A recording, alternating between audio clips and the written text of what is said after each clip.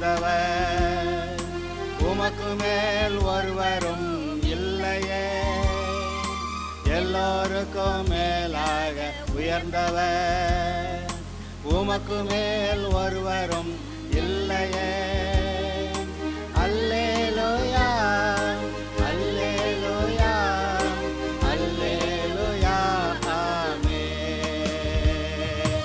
அல்லேலூயா, அல்லேலூயா, அல்லேலூயா, ஆமென்.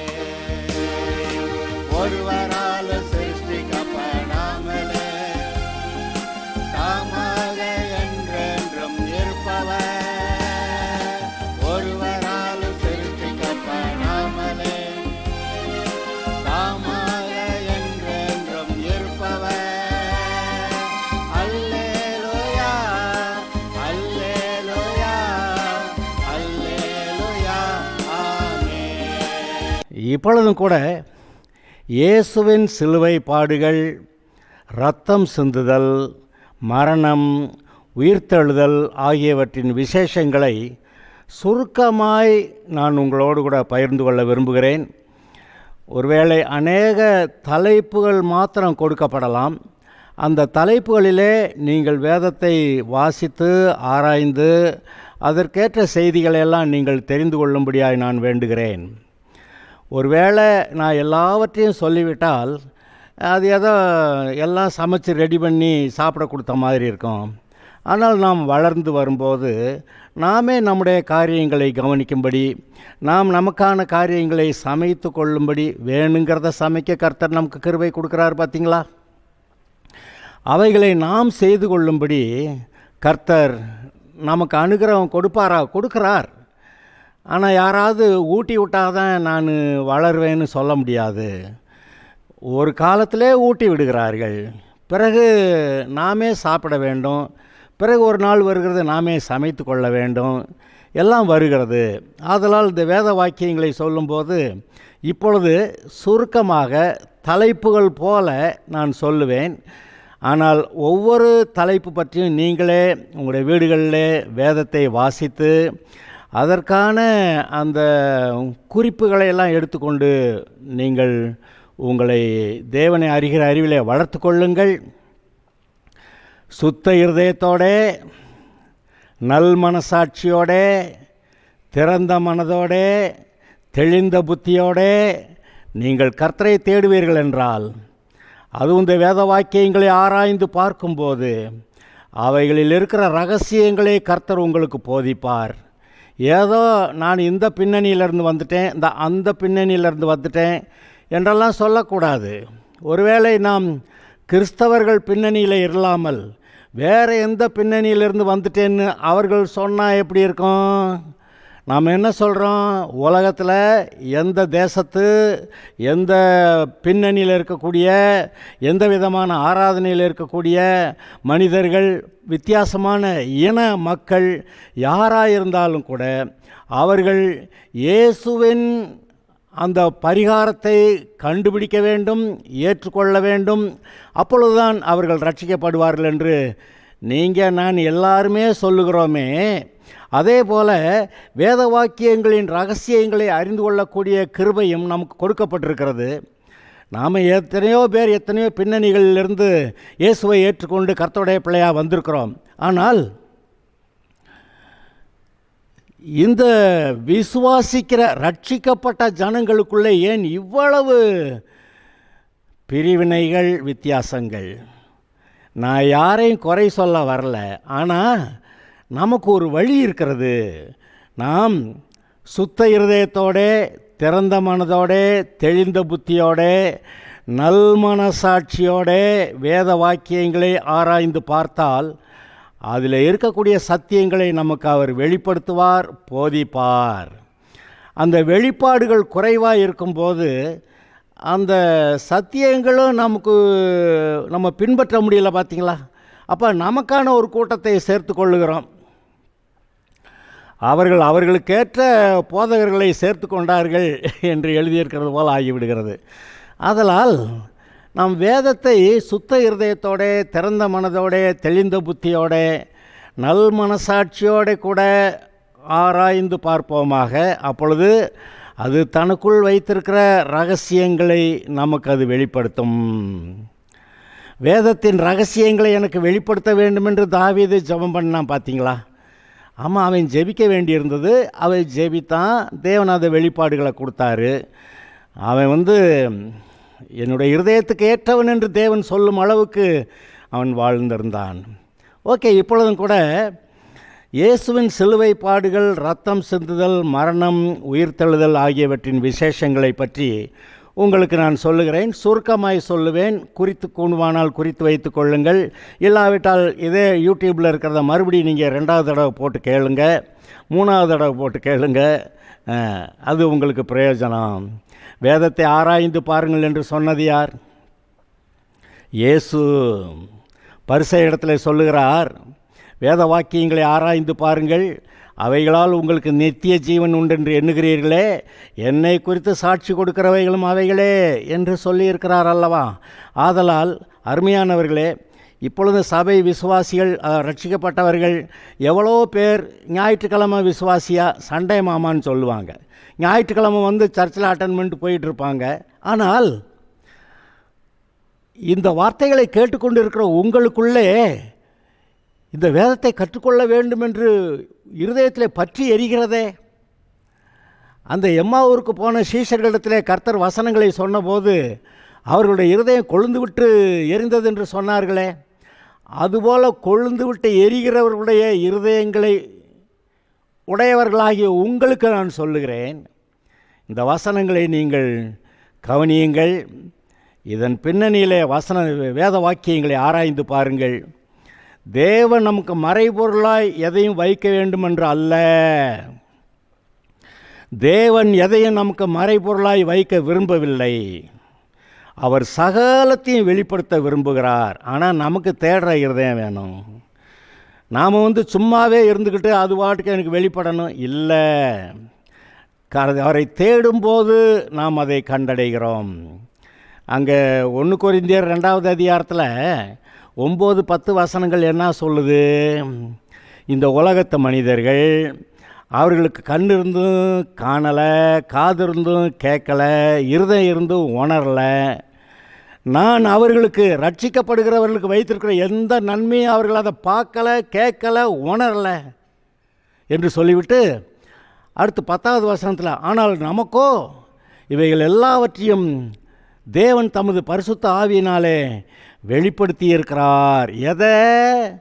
ரட்சிக்கப்படுகிறவர்களுக்கு தேவன் வைத்திருக்கிற எல்லா ஆசீர்வாதங்களையும் வெளிப்படுத்துகிறார் என்று வருகிறது. ஆகையால் எதையும் மறைபொருளாய் வைக்கவில்லை. நீங்களும் நானும் கர்த்தருக்குள்ளே வளரும்படியாக கர்த்தர் விரும்புகிறார். எப்படி வளர வேண்டுமா? கிறிஸ்துவை போல பூரண புருஷராகும்படிக்கு அப்படின்னு எபேசியர் 4:11 எழுதியிருக்கு, பார்த்தீங்களா? அதுபோல நீங்களும் நானும் வளர வேண்டும் என்று கர்த்தர் விரும்புகிறார். ஆதலால் இந்த வேத வாக்கியங்களை கவனித்து பாருங்கள். அது உங்களுக்கு மிகவும் பிரயோஜனமாயிருக்கும். உங்களுடைய ஆவிக்குரிய ரீதியிலே உங்களை பலப்படுத்தும். உங்களுடைய இருதயத்திலே ஒரு உறுதி இருக்கும். எந்த சூழ்நிலையானாலும் உறுதியாய் கர்த்தரை பின்பற்றி அவருக்கு மகிமையாய் நீங்கள் வாழ முடியும். நமக்கு இருக்கக்கூடியது ஒரே ஒரு வாழ்க்கை. இந்த ஒரு வாழ்க்கையிலே நாம் கர்த்தருக்கு மகிமையாக வாழ்வது அது மட்டுமே சரி, மற்ற எதுவும் சரி அல்ல என்பதை நான் இப்பொழுது தெரிவித்துக் கொள்ள விரும்புகிறேன். நான் இப்பொழுது இதை பற்றி சொல்லலாம். எது? இயேசுவின் சிலுவை பாடுகள், இரத்தம் சிந்துதல், மரணம், உயிர்த்தெழுதல் ஆகியவற்றின் விசேஷங்கள். நம்பர் 1, இயேசுவின் சிலுவை பாடுகளும் இரத்தம் சிந்துதலும் மரணமும் உயிர்த்தெழுதலும் இல்லாவிட்டால் கிறிஸ்தவமே கிடையாது. இயேசு கிறிஸ்து நமக்காக மரித்தார், உயிர்த்தெழுந்தார் என்ற இந்த விஷயத்தை மாத்திரம் பைபிள்லேருந்து எடுத்துட்டிங்கன்னா மீதி மொத்த பைபிளும் வேஸ்ட்டு. அது நம்மை ரட்சிக்காது. ரட்சிப்பு எதிலே உண்டாகிறது? இயேசுவானவர் நம்முடைய பாவங்களை தன்மேல் ஏற்றுக்கொண்டு அந்த தண்டனையை சகித்தார், மரித்தார், பிறகு 3ஆம் நாள் உயிர்த்தெழுந்தார்.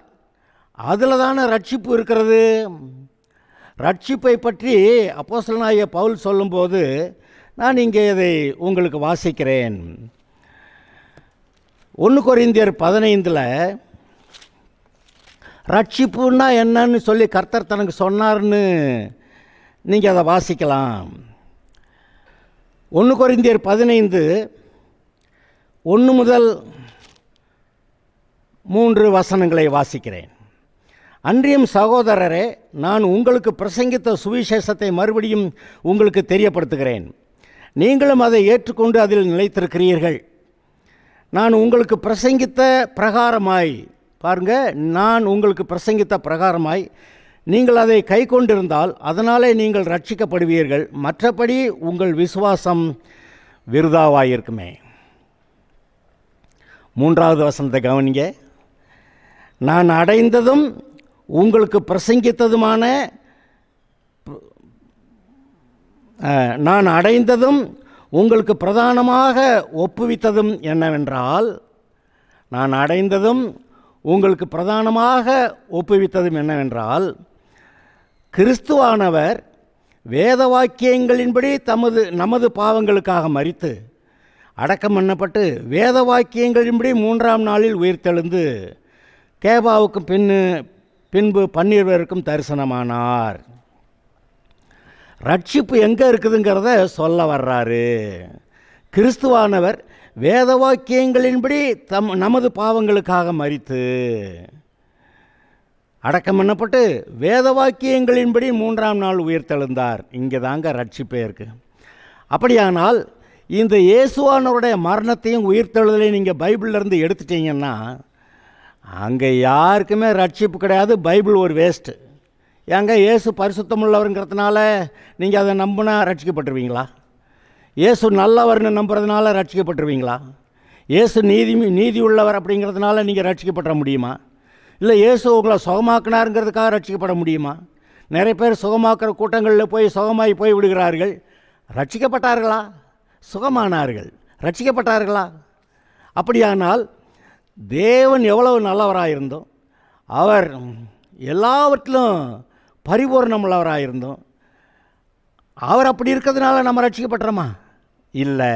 ஆனால் பாவியாகிய மனிதன் ரட்சிக்கப்படுவதற்கு தேவன் நமக்காக பாவங்களுக்கு பரிகாரம் செய்யும்படி இயேசுவை அனுப்பினாரே, அந்த பரிகாரத்தை அவருடைய குமாரனாய் இயேசு சிலுவையில் செய்து முடித்தாரே, அதன் மூலமாக அல்லவா நமக்கு ரட்சிப்பு வருகிறது. ஆதலால் தான் சொல்லுகிறேன், இயேசுவின் மரணமும் உயிர்த்தெழுதலும் இல்லாவிட்டால் கிறிஸ்தவமே கிடையாது. இதை நினைத்து பாருங்கள். ஆக இந்த விஷயத்தில் இன்னும் கொஞ்சம் நன்றாய் வேதத்தை வாசித்து இந்த காரியங்களில் நீங்கள் உறுதிப்படுங்கள். அப்பொழுதுதான் நீங்கள் மற்றவர்களுக்கு பேச முடியும். அடுத்து சிலுவையிலே நடந்தது என்ன என்று பாருங்கள். இது 2வது பாயிண்ட். சிலுவையிலே நடந்தது என்ன? இயேசுவானவர் நம்முடைய பாவங்களையும் சாபங்களையும் ஏற்றுக்கொண்டு சிலுவையிலே தண்டனையை பெற்றார். நம்முடைய பாவங்கள் எல்லாவற்றுக்கும் தண்டனை செலுத்தப்பட்டாயிற்று. பாவத்துக்கான தண்டனை ஒரு தடவையா அல்லது 2வது தடவை 3வது தடவையும் செலுத்துவாங்களா? ஒரு குற்றத்துக்கு தண்டனை செலுத்தினா அது ஒரு தடவை தான். அந்த தண்டனை இயேசுவின் மேல் போய்விட்டது. இப்பொழுது நீங்கள் மனம் திரும்பி அவரை ஏற்றுக்கொள்ளும்போது உங்களுடைய பாவங்கள் சாபங்கள் எல்லாம் தொலைந்து விட்டது. ஆனால் அவருடைய அந்தஸ்து, அவர் என்ன அந்தஸ்து? தேவனுடைய குமாரன், பரிசுத்தமுள்ளவர், நீதியுள்ளவர், தேவனுடைய சுபாவத்தை உடையவர். அவர் தேவனுடைய வலது பாசத்தில் வீற்றிருக்கிறவராய் இருக்கிறார். எல்லாவற்றையும் நமக்கு கொடுக்கிறவராய், நம்முடைய பாவங்கள் சாபங்கள் எல்லாம் அவர் மேல் போய் அதற்கான தண்டனையை பெற்றுக்கொண்டார். ஆனால் அவருடைய அந்தஸ்து, அவருடைய தன்மைகள், பரிசுத்தம், நீதி, அன்பு, இரக்கம், நீடிய பொறுமை, நன்மை செய்யக்கூடிய தன்மை எல்லாம் நமக்கு கொடுக்கப்பட்டிருக்கிறது. நாம் தேவனுடைய பிள்ளைகளாகிறோம். அவர் பாவத்தை ஏற்றுக்கொண்டு சர்ப்பம் போல சிலுவையிலே தொங்கிக் கொண்டிருந்தார். ஆனால் அவரை போல நாம் மாறுவதற்கு அந்த பெரிய பண்டமாற்று சிலுவையிலே நடந்தது. அவர் பாவமானார், நாம் கிறிஸ்துவுக்குள் தேவனுடைய நீதியானோம். அல்லேலூயா. இது அநேகருக்கு ஏற்றுக்கொள்ள முடியல. அதுக்கு நான் ஒன்றும் செய்ய முடியாது. பைபிளில் அப்படி எழுதியிருக்கு. நீங்கள் ஏற்றுக்கொண்டா ஏற்றுக்கொண்டது தான், ஏற்றுக்கொள்ளலைன்னா ஏற்றுக்கொள்ளலை தான். நீங்கள் தொடர்ந்து இல்லை நான் பாவிதான்னு சொன்னால் பாவிக்கு என்ன நடக்குமோ அதான் நடக்கும். அவர் சொன்னதை ஏற்றுக்கொள்கிறது தானே தாழ்மை, மனத்தாழ்மை. அங்கே நாம் கிறிஸ்துவுக்குள் தேவனுடைய நீதியாகும்படிக்கு பாவமறியாத அவரை நமக்காக பாவமாக்கினார். சர்ப்பம் போல சிலுவையிலே தொங்கினார். வெண்கல சர்ப்பத்தை மோசே வனாந்தரத்தில் உயர்த்தினது போல இயேசு சிலுவையிலே தொங்கினார். அப்படி செய்து நமக்கு ஒரு பெரிய பண்டமாற்றை ஏற்படுத்தி இருக்கிறாரே, அந்த பண்டமாற்றிலே நமக்கு கொடுக்கப்பட்டதை நாம் ஏற்றுக்கொண்டு இருக்கிறோமா அல்லது கொஞ்சத்தை ஏற்றுக்கொண்டு மீதியை விட்டிருக்கிறோமா? இதை நீங்கள் சற்று சிந்தித்து பாருங்கள். இந்த பண்டமாற்றை பெற்றுக்கொண்டால்தான் அவர் சிலுவைக்கு போனதுனால பலன் உங்களுக்கு கிடைக்கிறது. அந்த பண்டமாற்றை நீங்கள் ஏற்றுக்கொள்ளலைன்னா அவர் சிலுவைக்கு போனதோட பலன் உங்களுக்கு கிடைக்கவில்லை. அதனால் இன்றைக்கு உலகத்தில் எவ்வளவோ பேர் ரட்சிப்பை கூட பெறாமல் இருக்கிறார்கள். ரட்சிக்கப்பட்டவர்கள் அந்த ஆசீர்வாதத்தை பூரணமாய் பெறாமல் இருக்கிறார்கள். அந்த கிறிஸ்துவை போல மாற்றுகிறாரே, அதை ஏற்றுக்கொள்ளாமல், அந்த மனதிலே மறுரூபமாகிறதை ஏற்றுக்கொள்ளாமல் இன்றைக்கு சாதா லெவலில் ஒரு கிறிஸ்தவ வாழ்க்கையை நடத்தி கொண்டிருக்கிறவர்கள் எவ்வளவோ பேர். எங்கேயோ இங்கே ஒன்று அங்கே ஒன்று தான் அந்த பூரணத்தை நோக்கி பிரயாசப்படுகிறார்கள். அப்படி நீங்கள் வளர வேண்டும் என்று நான் உங்களுக்கு சொல்லுகிறேன். இப்போ தான் சொன்னேன், இயேசு நம்முடைய பாவங்களுக்கான தண்டனையை ஏற்றுக்கொண்டு நமக்காக பரிகாரம் செய்தார். நானே உன் பரிகாரியான கர்த்தர் என்று வேதம் சொல்லுகிறது அல்லவா? யாத்திராகமம் 15 அதில் எழுதியிருக்கிறது 26 என்னமோ. அவர் நமக்காக பரிகாரம் செய்தார். அவரே நம்முடைய பரிகாரியான கர்த்தர். தமிழில் பரிகாரம்னு போட்டிருக்கு, இதுதான் சரி. அங்கே சுகமாக்குகிற கர்த்தர்னு சில இடத்துல போட்டிருந்தா அது வெறும் சிலுவையில் சுகமாக்குறதுக்கு மட்டும்தான் செஞ்சாரா? அவர் நம்முடைய பரிகாரத்தை எல்லா விதத்திலும் செய்திருக்கிறார். நம்முடைய பாவங்களுக்கான தண்டனையை ஏற்றுக்கொண்டு அவருடைய ஆசீர்வாதங்களையெல்லாம் நமக்கு கொடுத்துருக்கிறார். இப்போ தான் சொன்னேன், அவருடைய அந்தஸ்தையும் அவருக்கு உண்டான யாவற்றையும் கொடுத்தார் என்று. அது மாத்திரமல்ல, கிறிஸ்துவோடு கூட நாமும் உடன் சுதந்திரராக இருக்கிறதுக்கு அப்படின்னு சொல்லி ரோமர் 8:17 அதில் போட்டிருக்குல்ல, நீங்கள் வாசித்து பார்த்தீங்களா? இயேசு கிறிஸ்து பிதாவாகிய தேவனுடைய ஆஸ்திகளில் அவர் பங்கு பெறுகிறது போல் நீங்களும் நானும் பங்கு பெறுறோம்னு அர்த்தம்ங்க. இது என்ன இதெல்லாம் நமக்கு புத்தி கெட்டாத விஷயங்கள், ஆனால் நடக்கிறது. இன்னொரு 3வது தலைப்பு நான் உங்களுக்கு சொல்லுகிறேன். ஆதாமின் பாவத்தினால் தேவனோடு இருந்த உறவு முறிந்தது. ஆதாம் பாவம் செய்தபோது தேவனோடு அவனுக்கு இருந்த உறவு முறிந்தது. பரிசுத்த ஆவியானவர் அவனோடு இருந்தார். ஆதாம் தேவனை பற்றிய சகல காரியங்களையும் அறிந்திருந்தான். அவன் ஒன்று ஏமாளி இல்லை, கேனை இல்லை, அறிவில்லாதவன் இல்லை.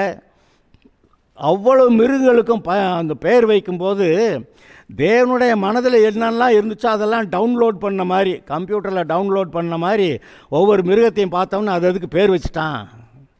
இன்றைக்கு அப்படிப்பட்ட அந்த அவருடைய எண்ணங்களை டவுன்லோட் பண்ணி நீங்கள் எடுக்கிறதான் எங்களுக்கோ கிறிஸ்துவின் சிந்தை உண்டாயிருக்கிறது என்று பவுல் சொன்னான் பார்த்தீங்களா? அதுபோல் நீங்கள் வரலாம் என்று கர்த்தர் சொல்லுகிறார். அந்த ஆதாமுடைய பாவத்தினால் தேவனுடைய எண்ணங்களை மனதை நம்ம டவுன்லோட் பண்ண முடியாமல் போயிடுச்சு. அதனால் அவர் ஒரு மாதிரி உயர்வாக நினைக்கிறாரு, நம்ம ரொம்ப தாழ்வாக நினைக்கிறோம், நடக்கிறோம், பேசுகிறோம். அதை தான் ஏசாயா 55 அவர் சொல்கிறாரு, உங்களுடைய நினைவுகளை பார்க்கணும், உங்களுடைய வழிகளை பார்க்கணும். என்னுடைய நினைவுகளும் வழிகளும் பூமியிலிருந்து வானம் எவ்வளோ உயர்ந்திருக்கிறதோ அவ்வளவாய் உயர்ந்திருக்கிறது என்று சொல்லுகிறார். ஏன்னா நம்மளும் நம்முடைய நினைவுகளையும் நம்முடைய வழிகளையும் அவருக்கேற்ற விதத்தில் உயர்ந்ததாக ஆக்க வேண்டும் என்று தானே கர்த்தர் கேட்கிறார். நீங்கள் தரமட்டமாகவே கிடங்கடா அப்படி சொல்கிறல அவர். நான் பாவி, தூசி, குப்பை என்ன அது தரைமட்டம். ஆனால் கிறிஸ்துவுக்குள் நான் பரிசுத்தம், கிறிஸ்துவுக்குள் நான் தேவனுடைய நீதியாக இருக்கிறேன். நான் கிறிஸ்துவை போல மாற எனக்கு வேத வாக்கியங்களை கொடுத்திருக்கிறார். அதை வாசித்து என்னுடைய மனம் என்னுடைய மனம் புதிதாகிறதுனாலே நான் மறுரூபம் ஆகிறேன் என்று இந்த நினைவுகளில் நீங்கள் முன்னேறுவீர்கள் என்றால் இயேசுவை போலவே மாறி இயேசுவை போலவே நீங்கள் கிரியை நடப்பிக்கலாம். அப்படி கேட்குறீங்களா? ஆமாம். என்னிடத்தில் விசுவாசமாக இருக்கிறவன் நான் செய்கிற இந்த கிரியைகளையும் செய்வான், இதை விட பெரிய கிரியைகளையும் செய்வான் என்று அவர் தானே சொன்னார். அவர் சொன்னதை நம்பலாமா? ஆனால் இந்த வசனங்களை தேவனுக்கேற்ற விதத்தில் இந்த சத்தியத்தை அறிகிற அறிவிலே வளர வேண்டும். சத்தியத்தை அறிவீர்கள், அது உங்களை விடுதலையாக்கும் என்றார். ஆதலால் விடுதலையாக்கக்கூடிய சத்தியத்தை அதன்படியே நாம் அறிந்து கொள்ளும்போது அப்படி ஆகும். ஆனால் இயேசுவின் சிலுவை பாடுகள் வருங்க, ஆதாவின் பாவத்தினால் தேவனோடு இருந்த உறவு முறிந்தது. ஆனால் இயேசுவின் சிலுவை பாடுகள் நமக்கு தேவனோடு மறுபடியும் நல்ல உறவை ஏற்படுத்துகிறது. நல்ல உறவு என்னன்னா, தேவனுடைய குமாரன்ற அந்த அளவில் நாம் கிறிஸ்துவுக்குள் தேவனுடைய குமாரனாய் குமார்த்திகளாய் இருக்கிறோம். தேவனோடு கூட ஐக்கியம் கொள்ள பரிசுத்த ஆவியானவரை நமக்கு தந்திருக்கிறார். இயேசு மரித்து உயிர்த்தெழுந்த பிறகு சபை ஆரம்பிக்கப்பட்ட அந்த 50வது நாள், அந்த நாளிலே என்ன நடந்தது? பரிசுத்த ஆவியானவர் இறங்கினார். அந்த பெந்தகோஸ்தே நாளில் பரிசுத்த ஆவியானவர் இறங்கி விசுவாசிகளை நிரப்பினார். அது முதல் தேவன் நம்மோடு இருக்கிறார். இம்மானுவேல், தேவன் நம்மோடு இருக்கிறார். பரிசுத்த ஆவியானவர் தேவனை பற்றிய வெளிப்பாடுகளை கொடுக்கிறார் என்று சொன்னேன். அது மாத்திரமல்ல, பரிசுத்த ஆவியானவர் வருங்காரியங்களை நமக்கு அறிவித்து, அது மட்டுமல்ல, பரிசுத்த ஆவியானவர் சகல சத்தியத்தில் நம்மை நடத்துவார் என்று எழுதியிருக்கிறதா இல்லையா? அப்படியானால் வெளிப்பாடுகளை தந்து வருங்காரியங்களை அறிவித்து, தேவனை பற்றிய வெளிப்பாடுகளை தந்து நம்முடைய வாழ்க்கையில் வருங்காரியங்களை அறிவித்து நம்மை வழி நடத்துகிறார். ஆம், அதை நாம் பெற்றுக்கொள்ள வேண்டும். அப்படியானால் பரிசுத்த ஆவியானவர் தேவனுக்கு நமக்கு நடுவில் ஒரு பாலமாக அமைந்து அவருடைய காரியங்களையெல்லாம் நமக்கு கொண்டு வருகிறார். தேவனோடு கூட நாம் இணைக்கப்பட்டிருக்கிறோம். தேவனுடைய ஆசீர்வாதங்கள், நன்மைகள், அபிஷேகம் எல்லாம் நமக்குள்ளே வருகிறது. ஆம் அருமையானவர்களே, அதாவது தேவனோடு கூட நல்ல உறவு இருக்கிறதை நீங்கள் அங்கீகரிக்காமல், இருதயத்தில் எங்கேயோ ஓட்டம் இருக்குது, அது சரியில்லை, இது என்னமோ சொல்லுது, எதையும் சொல்லக்கூடாது. உங்களுடைய இருதயம் கர்த்தருக்கு முன்பாக செவ்வையாய் இருக்க கடவுது. கர்த்தருக்கு முன்பாக சரியாய் நம்முடைய இருதயம் நிற்க கடவுது. எதாவது குறை சொன்னால் அது குறைகிற வியாபாரத்தை வெளியேற்றுங்க. எதை விடணுமோ விடணும், எதை பிடிக்கணுமோ பிடிக்கணும். அதனால் கர்த்தருக்காக வாழ்வோம். கர்த்தர் உங்களை நன்றாக வாழ வைப்பார். அடுத்து, இந்த கிறிஸ்துவின் சிலுவை பாடுகளை, மரணத்தை பற்றி பேசி கொண்டிருக்கிறோமா? 4வது பாயிண்ட் சொல்கிறேன். லேவியராகம பலிகள் என்னென்னது? சர்வாங்க தகன பலி, போஜன பலியை இப்போக்கி விட்டுறலாம். 2வது இப்போ சர்வாங்க தகன பலி, அப்புறம் சமாதான பலி, பாவ நிவாரண பலி, குற்ற நிவாரண பலி. இந்த 4 பலிகளிலும் ரத்தம் சிந்தப்படுகிறது. போஜன பலியில் மட்டும் ரத்தம் சிந்தப்படலை. ஆனால் அந்த போஜனத்துக்கான அந்த மாவு திப்பி இல்லாமல் அரைக்கப்பட வேண்டும். அப்படியா இயேசு அரைக்கப்பட்டார், அதை நம்ம அது பேசிக்கலாம். ஆனால் இந்த சர்வாங்க தகன பலி, சமாதான பலி, பாவ நிவாரண பலி, குற்ற நிவாரண பலிகளிலே ஆடு தலை துண்டிக்கப்பட்டது, ரத்தம் சிந்தப்பட்டது. அதில் 2 முக்கியமான விஷயங்களை கவனிக்க வேண்டும். அந்த மனிதனுடைய பாவம் ஆட்டின் மேல் போகிறது. எப்போ இவன் போய் அந்த ஆட்டு தலையில் கையை வச்சுட்டு அப்புறம் தான் அந்த ஆட்டை கொள்ளுவானா. அப்போ இவன் கையை வைக்கிறப்ப இவனுடைய பாவமெல்லாம் அங்கே போகுதான். அந்த ஆட்டுக்குட்டியில் இருந்த நீதியெல்லாம் இவனுக்கு வந்துருச்சான். அது மாத்திரமல்ல, அந்த ஆட்டின் மாம்சம் அந்த தகன பலிபீட மேடையில் முற்றிலுமாய் தகனிக்கப்படும். மாம்சத்தின் கிரியைகளாவன, அதை நினச்சி பாருங்க. அந்த மாம்சம், நம்ம சரீரத்தை சொல்லலை நான். இந்த சரீரம் தேவனுக்காகவும் செயல்படலாம், இந்த சரீரம் பிசாசுக்காகவும் செயல்படலாம். ஆனால் இந்த ஆதாமுடைய வம்சவழியில் வந்த எல்லா மனுஷர்கிட்டையும் அந்த பாவம் தானே சரீரத்திலேருந்து வெளிப்படுது. எல்லோரும் பாவிகளாக இருக்காங்கல்ல. அதனால் அந்த பாவ மாம்சம் சுட்டெரிக்கப்படுகிறதை அங்கே காட்டுகிறது. அந்த மனிதனுடைய பாவங்கள் ஆட்டு மேலே போகுது, அந்த ஆட்டுக்கிட்ட இருந்த நீதி பரிசுத்தமெல்லாம் இவனுக்கு வருது. அந்த ஆடு யார்? இயேசு. அந்த அந்த அப்படி இவனுடைய பாவம் அங்கே போய் அந்த ஆட்டோடைய நீதி இவனுக்கு வந்த பிறகு அந்த மாம்சம் சுட்டெரிக்கப்படுகிறது. அது தேவனுக்கு சுகந்த வாசனையான பலி என்று எழுதியிருக்கிறது. உண்மையா இல்லையா? அப்படியானா நமக்குள்ளே இருக்கிற மாம்சமும் சுட்டரிக்கப்பட நம்ம இடம் கொடுக்கணும். இன்றைக்கி நமக்குள்ள மாம்சத்தின் கிரியைகள் வர பார்க்குது, இந்த வர்றேன் அப்படிங்குது. அப்பாலே போ சாத்தானேன்னு நம்ம அதை விலைக்கு நம்முடைய மனம், நம்முடைய இருதயம், நம்முடைய மனம், நம்முடைய சரீரம் தேவனுக்கு, கர்த்தருடைய ஆவியானவருக்கு கீழ்ப்படிந்ததாய் நாம் ஆவிக்கேற்றபடி நடக்கும்போது மாம்ச இச்சையின் மாம்ச கிரியைகளுக்கு இடம் கொடாமல் இருப்போம் அப்படி எழுதியிருக்கு இல்லையா? ஆமாம், அதை அந்த லேவியராகம பலிகளில் அந்த எல்லா பலிகளையும் கிறிஸ்துவையே காட்டுகிறது. உண்மையா இல்லையா? ஓகே, அடுத்து 5வது பாயிண்ட் சொல்கிறேன். இயேசுவின் சிலுவை தேவ அன்பை நமக்கு வெளிப்படுத்துகிறது. யோவான் 3:16 எப்படி வாசிக்கிறோம் அதை? தேவன் தமது ஒரே பேரான குமாரனை விசுவாசிக்கிறவன் எவனோ அவன் கெட்டு போகாமல் நித்திய ஜீவனை அடையும்படிக்கு அவரை தந்தருளி இவ்வளவாய் உலகத்தில் அன்பு கூர்ந்தார். எவ்வளவாய்? சிலுவை பாடுகளை பார்க்கணும். சிலுவையை பார்த்தால் உங்களுக்கு தெரிய வேண்டும், அவர் சொல்லுகிறார், இவ்வளவாய் நான் உன்னிடத்தில் அன்பு கூர்ந்திருக்கிறேன். அதை நீங்கள் நினைத்து பாருங்கள். எவ்வளவாய் நம்மிடத்தில் அன்பு கூர்ந்தார்? தன் உயிரை கொடுத்தார். சும்மாவா? அவ்வளோ வேதனைகள், பாடுகளோடு ரத்தம் சிந்து, தலையில் முள்முடி, முதுகெல்லாம் காயம், கைகளில் கால்களில் ஆணி அறைந்தது, விழாவிலே குத்தியது, தாடியை பிடுங்கினது, முதுகெல்லாம் உழுது போட்டது என்று சொல்லப்படுகிறது. அவ்வளவை தாங்கி கொண்டு சிலுவையை தூக்கி கொண்டு சுமந்தார். அவர் தூக்க முடியலன்னு இன்னொருத்தனை சுமக்க விட்டாங்க. அங்கே போய் 2 கள்வர்கள் மத்தியில், அது கேவலப்படுத்துறதுக்காக 2 கள்வர்கள் எதுக்கு? அவங்க செஞ்ச பாவங்களுக்காக அவங்க தண்டனை அனுபவிக்கிறார்கள். ஆனால் இவரை கேவலப்படுத்தணுங்கிறதுக்காக அங்கே 2 கள்வர்கள் மத்தியில், கள்வர்கள் நடுவில் இவரும் கள்வரோட கள்வராக அப்படின்ற மாதிரி மிகவும் கேவலப்படுத்தினார்கள். அது மாத்திரமல்ல, அவர் நிர்வாணமாய் சிலுவையில் அறையப்பட்டிருந்தார். ஆதாம் பாவம் செய்தபோது தான் நிர்வாணி என்பதை கண்டு ஐயோ வெட்கமாக இருக்கிறது என்று அத்தியலையில் எடுத்து தைத்து கொண்டிருந்தான்.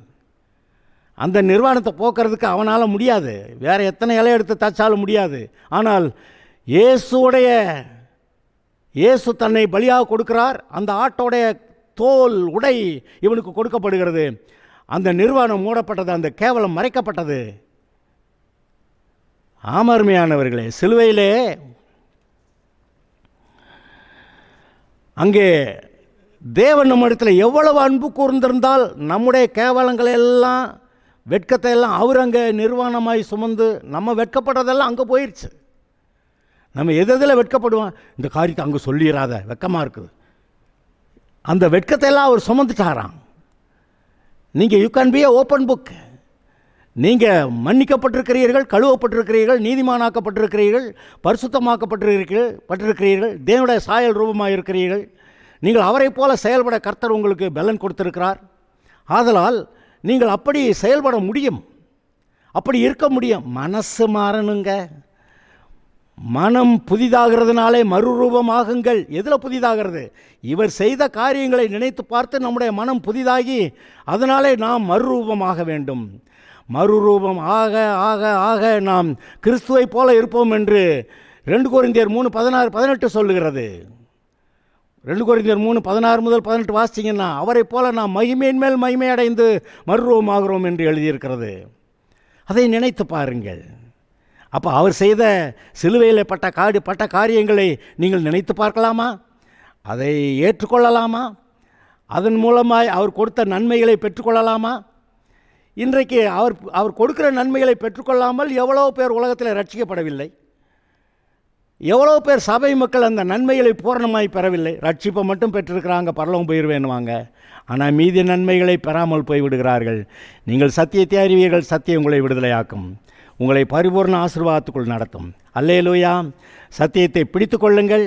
அடுத்த செய்தியில் அடுத்த பகுதியை நான் உங்களுக்கு சொல்லுகிறேன். இது தொடரும். Okay, God bless you.